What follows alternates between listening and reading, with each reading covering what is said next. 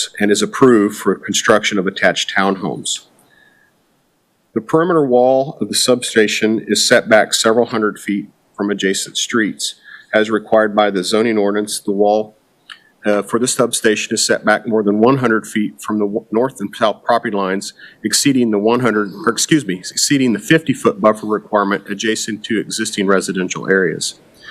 There are no public street improvements required as part of this project. Any ditch regrading necessary to accommodate the driveway shall be reviewed and approved prior to issuance of a site development permit. The owner shall be responsible for dedication of any right-of-way necessary for future street improvements adjacent to their property. This right-of-way deed of dedication for Clare Road, Gleason, and West 63rd Street shall be completed and recorded prior to use of the electrical substation by Westar Energies. In addition to right-of-way, temporary construction easements, a minimum of 30 foot in width, shall also be provided until such times as the roads are actually improved.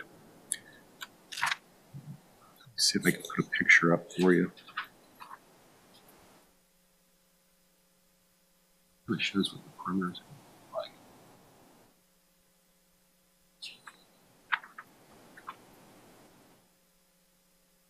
The compound for the substation will be enclosed by a solid masonry wall that will be approximately 9 feet in height.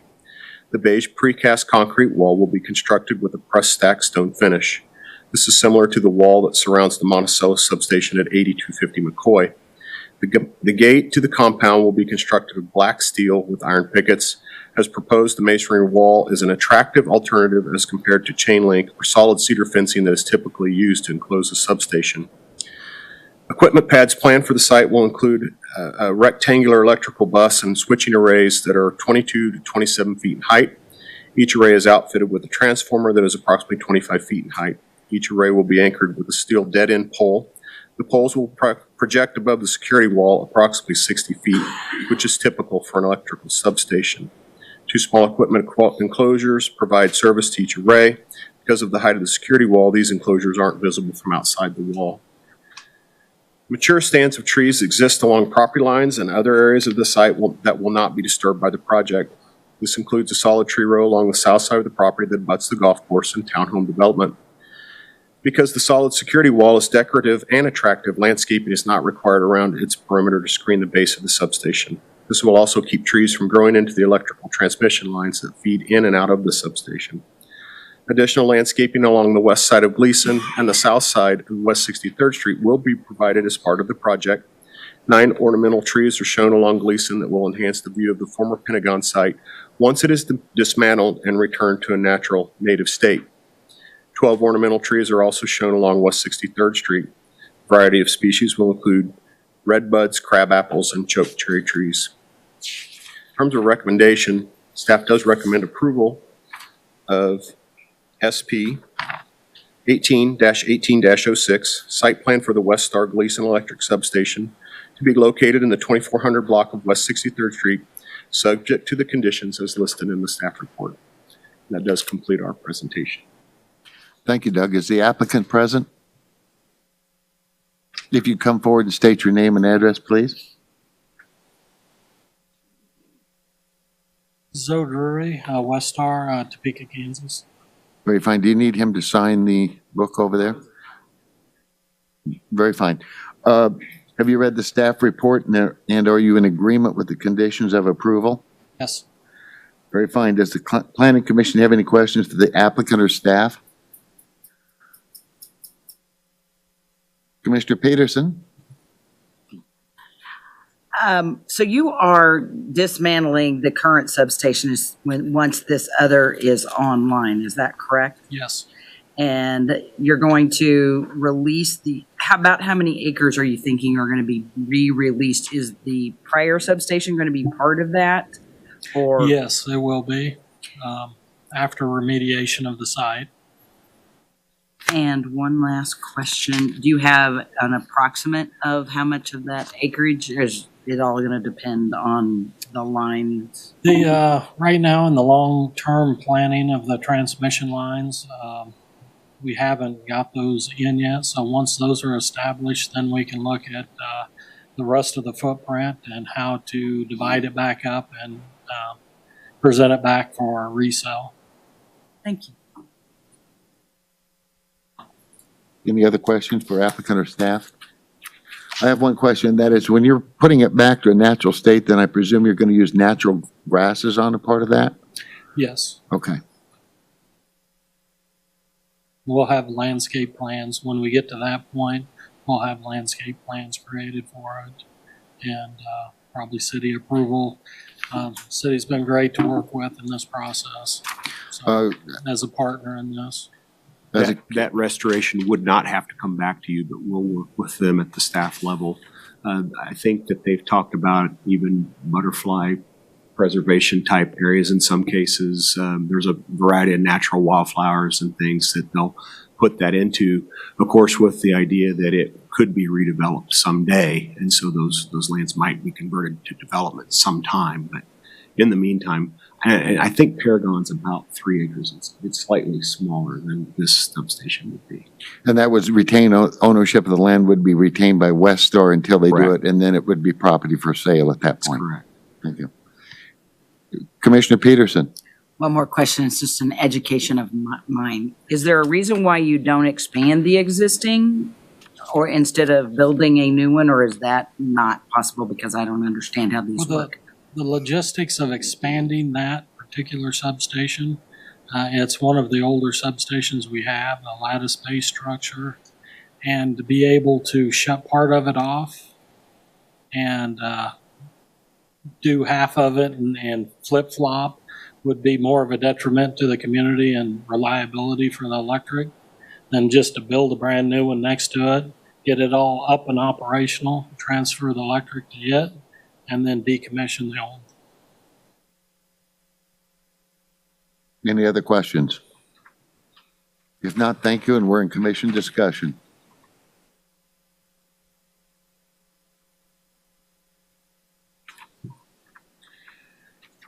Do I have a motion on this item? Commissioner Wise? I'll make a motion to approve SP-18-18-06 site plan for the West Arc Gleason Substation located at the 24,000 block of West 63rd Street, per staff's recommendations. Thank you. Is there a second? Commissioner Peterson? Thank you. There's a motion and a second to approve SP 1818-06 site plan approval for construction of a replacement electrical substation in the 24,000 block of West 63rd Street. All in favor say aye. Aye. Opposed, nay. Motion carried. Thank you.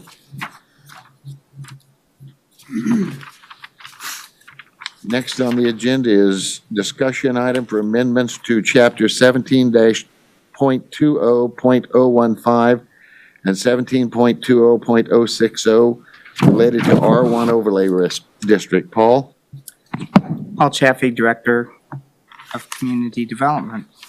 The Planning Commission recommended in July 2016 that amendments to the R1 section of the zoning regulations be made to create an R1 overlay district. The purpose of the overlay district is to provide single-family residential infill opportunities in the older portions of the community where the lot width is less than 150 feet in width and a residential structure has been built toward one end of the lot. The purpose is also to encourage infill development of new single-family developments in the area that are compatible with existing single-family developments on properties that would otherwise remain undeveloped or underdeveloped. And to let the Planning Commission know, we have had discussions with a couple folks creating a R1 overlay on some vacant properties in the area in Orange. And the problem has been that they get quite a ways down the path and then they're unable to complete the sale of the property. The existing owner backs out on the sale of the site. So the use of the overlay is expected to provide single-family homes at an affordable price and at the same time fit into the existing neighborhood. The overlay provides the opportunity to provide a more efficient provision of services. The current area that a rezoning could be considered for single-family overlay zoning is bounded by 55th on the north, East City Limits on the east, Shawnee Mission Parkway on the south, and Quivira Road on the west. So we've had some inquiries in some parts of the older parts of the community that aren't currently in the Orange area where we may have a lot that's 120 feet in width, but the home is on one end of of the property rather than the other. And some of the reasons some of those lots are older is when the homes were originally developed, they were on septic systems, and so they needed a larger lot. And today they're on sewer, so they don't need the larger lot. So an expansion of the area that could be considered for an overlay are in those neighborhoods where we've driven and viewed aerials of potential locations where the overlay district could be used. In your packet, we have a proposed text amendments there in red. One is on the first page, 89, and then there's a smaller sort of tag on to the end of a sentence on page 93. The proposed text amendments would include 3 additional areas for consideration for the R1 overlay. These areas contain lots with similar features as those in the existing area where the overlay can be considered. Those areas include 47th Street on the north, Neiman Road on the east, 55th on the south, and Quivira Road on the west. 55th on the north, Quivira on the east, Johnson Drive on the south, and both sides of Long Avenue on the west. And the reason we said both sides of Long, I think not only with our KNRA areas and some other areas where we have incentives, the question gets brought up, well, why is it on one side of the street and not eligible on the other? And on Long, there are properties on both sides that it could apply, so that's why we worded it that way. And then Shawnee Mission Parkway on the north, Ballantyne on the east, 67th on the south, and Neiman Road on the west. Since the architecture of the homes in these 3 areas are different than those in the original area, the architecture to be considered should not be limited to the cottage style, but rather to be consistent with existing homes. Current regulations in the older part of town where it's more of a cottage style development, we encourage or basically say that you're going to do a cottage style home. And when we rezone to an overlay, the underlying R1 zoning stays the same. We just overlay it to allow the smaller lot size, so the planning commission would be approving either a plat or a lot split. And at the same time, we also approve the architecture of the home itself that the developer is going to build. So that would be the same. If the planning commission determines the proposed amendments to chapter 1720-015 and 1720-060 related to the R1 overlay are appropriate, staff recommends the Planning Commission authorize a notice of public hearing to be held at the Planning Commission meeting on July 16, 2018. Thank you, Paul. The Commissioner John Smith? Maybe I'm missing something. But in their first sentence, say the planning commission recommended on July 2018. This is Right, I tried to correct that when I made my presentation. So in July of 2016, that the amendments. in July. Okay. Yeah.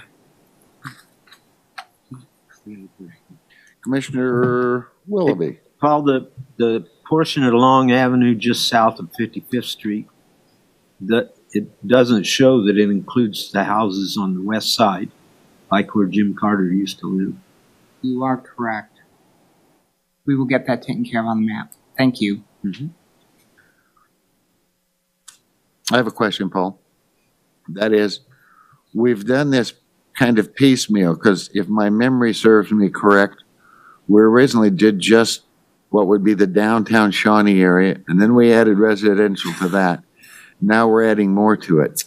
Are these combined into one thing, or are we having separate entities here to where if the population didn't like it, that we would have separate entities added that would be deleted off? No, what we're recommending, and we just showed the difference between the orange and the blue, just to show you the difference for the area to be added and the other. So any future maps that we would prepare in-house, it would all just be one color. So they'd be all lumped, so there would be only one section, and they wouldn't be Right. able to be separated Right, later? they'd all if be lumped they determine. together. Okay, Right. okay.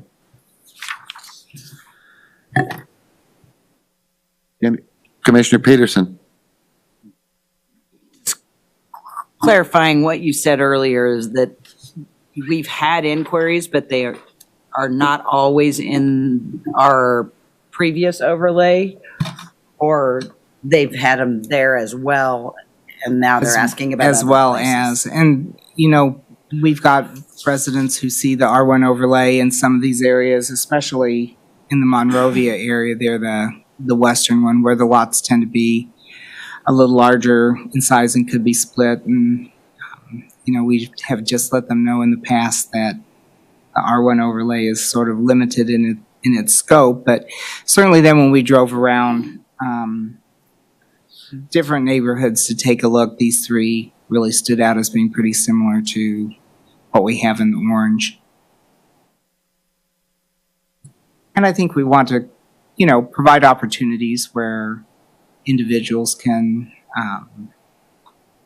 you know, build new houses and have some new development that looks like architecturally the existing development in the areas.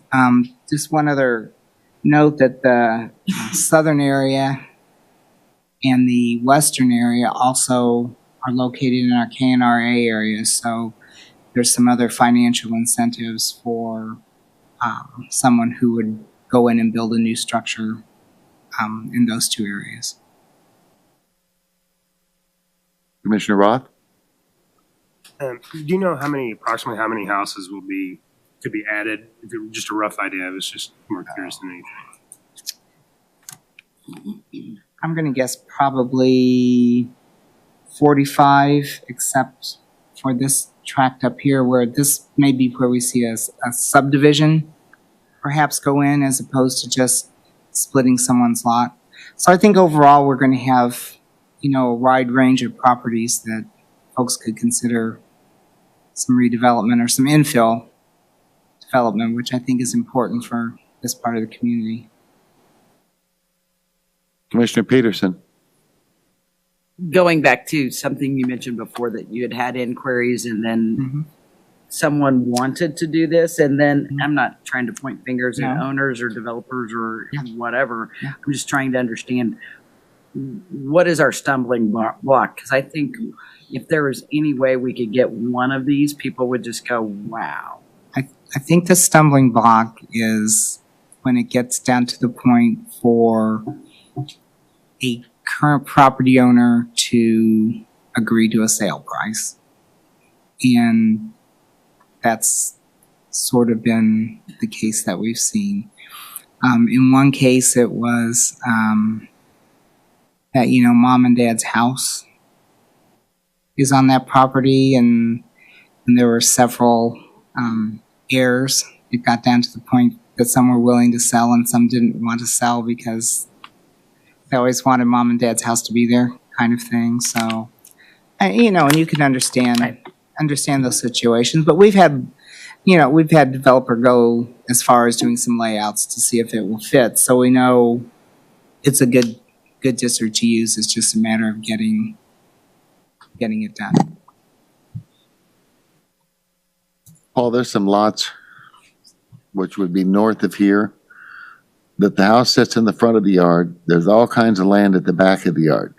Is that an area where you think you're going to have we're going to be allowing houses to be built basically way off the road because they're meeting this new overlay? I think what we'll see is you may see a house in front demolished and then some sort of street or private street head back in that area so more houses can be constructed. If they were going to try and put a house in the back, wouldn't we have driveways that would get in the way of them, that you're Well- trying to access in that? You still have to have 45 feet of street frontage, so it may work that way, that if you have 45 feet and may end up being an L-shaped lot where a house is set back further from the street. Although what we encourage in the overlay district is that the new homes line up with the older ones, and we have a provision that says, you know, even though in R1 we say that the building setback is 30 feet, in the overlay district, if the average along the street is only 15 feet, because that's how the houses were built 50, 60 years ago, then we allow them to go to that average to pull them up. So there's opportunities on both accounts. One other thing, on new construction, we now require that all utilities be put underground, yet most of those houses will have above-ground utilities. So are we going to say, even though all your neighbors are above ground, you have to be underground? That will certainly be something when someone comes in with a proposal we'll look at and can recommend a deviation from the policy if necessary. So anything that comes in on this, normally we don't necessarily do single houses on this stuff, but we will on most all these to see if it deviates too far from what we see Right, presently. we'll be looking at single-family homes. Okay. Any other questions for staff? Commissioner Les Smith? Thank you, Mr. Chairman. Paul, how are sidewalk requirements be addressed in the overlay districts? Sidewalk requirements, if there's an existing sidewalk and there's a gap on this property, we would have the sidewalks installed.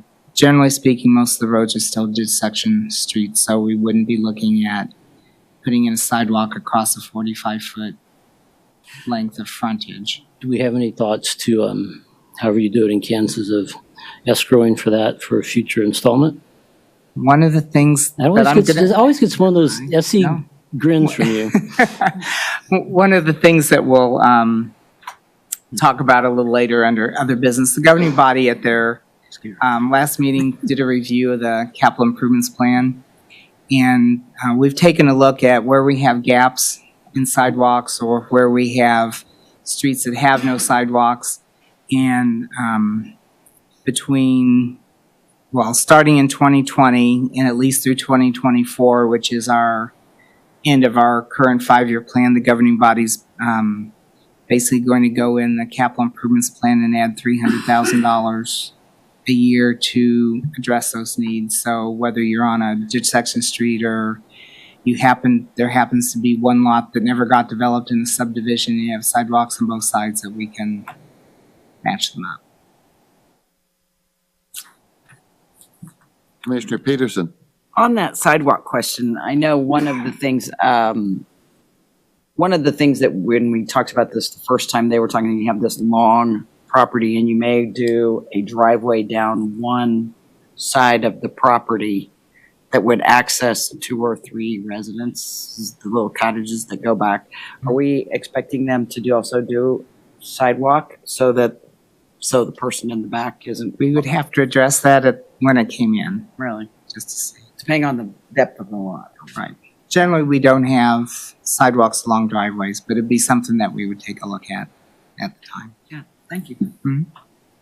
Any other questions for staff on this matter? Commissioner Montgomery? So a lot split would be something that comes to the planning commission for approval? You would, if they were using it for the R1 overlay, you would, because you have to approve creation of the overlay district on top of the R1. So you'll be seeing them. And you'll see the structure that they propose. That was going To to be my build- other question. Yeah, so you'll see the proposed structure they're going to build or home they're going to build. And we'll, of course, if that comes through, we'll provide you pictures of the houses that are surrounding it so you can see that it's compatible with what's there. Part of the approval would be the design too, then. Right, we're not looking at McMansions being built that are just totally out of character with the surrounding neighborhoods. Any other questions for staff? If not, then is there a recommendation for setting a public meeting to discuss this? Oh, I'm looking to see, when were we suggesting the public July meeting? 16th, I'm sorry? the July 16th meeting. July 16th, okay. Commissioner Montgomery? I would make a motion, Mr. Chairman, that we recommend we set a public hearing for the proposed amendments to Chapter 17.20.015 and 17.20.060 related to the R1 overlay. Public hearing to be held at the Planning Commission meeting on July 16th, 2018. Is there a second on the motion? Commissioner John Smith? The motion is second to have the city, to have a public hearing on text amendments to chapter 17.2015 and 17.2006.060 related to the R1 overlay and staff recommendations. Phew. All in favor, say aye. Aye. Opposed, nay. Motion carried. Thank you.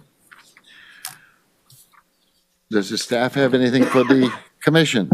Staff has one item, just a quick review. The governing body considered the capital improvements plan at their meeting last week, and a few things that came out of it. One was the sidewalk gap, filling sidewalk gaps, and at least for now anyway, budgeting 1.2 million over a 4-year period. And my assumption may be that if we don't get it done, that future capital improvement plans will add it on the end. The reason that that proposal is being put off until 2020 is that the governing body took the Planning Commission's recommendation and are looking at putting in a sidewalk or a path or some form of pedestrian access to Effort Park along 71st Street from Hedge Lane Terrace to Clare Road, and then up the walk, the driveway up to Effort Park. So after 5 years, and your work paid off. And then the other sort of pedestrian access project that they wanted to look at putting on the capital improvement plan was doing some work there at Shawnee Mission Parkway and Hilltop for crosswalks to get residents who live south of Shawnee Mission Parkway across Shawnee Mission Parkway to the new library. So they'll be taking a look at that. And then the other item that they wanted more information on to determine if they want to keep it on the capital improvements plan or do something different is the signalization of 71st and Flum, that perhaps rather than putting in the stoplights that they don't have all the warrants for. They have the warrants on the number of cars, but as weird as it sounds, we don't have enough warrants for accidents at the location. So they're looking at some alternatives of either doing perhaps a larger stop sign at that intersection, or they have the stop signs now that have little LED lights kind of around the trim, and maybe not have them blink since they'll be right in front of residences, but have the lights put on the signs there. So other than that, they accepted the recommendations for the CIP. So wanted to let you all fill you in on that. I'm just sorry Commissioner Braley is not here, because I think we would have heard cheers and jeers and probably wonderful things out of him. Well, I knew Commissioner Braley wasn't going to be here this evening, so last Tuesday I shot him an email to let him know. That was what the screaming was going on in West Shawnee about, huh? That must That have was been. what it was, okay. Terrific. At least. Does the commission have anything for staff? I have one thing, and I'm glad it'll be in the minutes, and that is the city council approved a new way for all these commissions and stuff, and you're contacted to see if you want to be retained on commissions. And the length of time between that inquiry and the time when they make a decision, to me, is inherently too long. I mean, we're not sure. Commissioners get to a point when they're not sure whether to block out first and third Monday. And inherently, I think, realistically, it's much, much too long a point of time. For me personally, April 18th, I said, yeah, I'd consider being on the planning commission again. Actually, today I got an email about it, but the amount of time in between, because of their proposed rule, and I really think the city council should look at that again, that's way too long a time, that people are left with not knowing, and there's doubt and not sure what is going on. So I think we expect our city councilmen, elected officials, to make decisions, good decisions, in a reasonable amount of time. And to me, this is an unreasonably long period of time for, I think, the people on all commissions. So I want to get that into the record.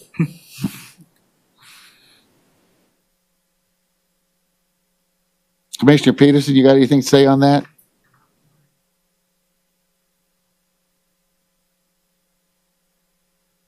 No, that's a good idea. Would you like to do that?